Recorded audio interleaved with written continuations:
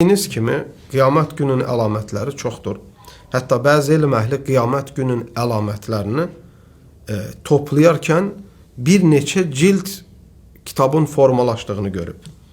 Böyük əlamətləri başqa, kiçik əlamətləri başqa. Lakin ən təhlükəli əlamətlərin birini deyim mən sizə. Hansı ki biz bu dövrdə də onu yaşayırıq. O da İslami elmi mənimsiləməmiş, İslami elmi əhlindən almamış və İslami təhsildə formalaşmamış insanlardan dini elm almaq, dini elm öyrənmək.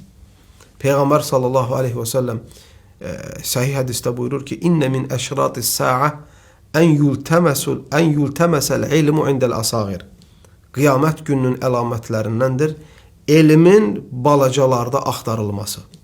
Yəni, baxırsan, bugün baxırıq, ümmətin böyük alimləri dindən danışır, tövhiddən danışır, sünnədən danışır, İslamın təməl məsələlərindən danışır.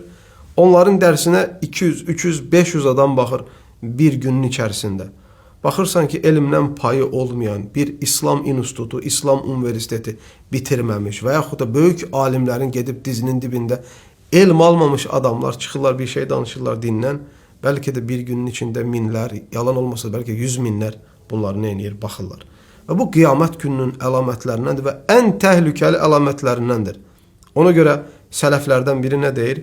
Bu elm sənin dinindir, bax onu kimdən götürəcəksən? Bu elmi əxlaqından əmin olduğun, elmindən əmin olduğun, təqvasından əmin olduğun, doğru yerdə, doğru insanlardan elm aldığından əmin olduğun, həm də kişisel olaraq gerçek Müslüman olan insanlardan alacaqsan bunu. Yoxsa sadəcə Google'dan, YouTube'dan, oradan buradan məqalə oxuyub, nə isə formalaşdırıb, yığıb cəm eləyib danışanlardan deyil.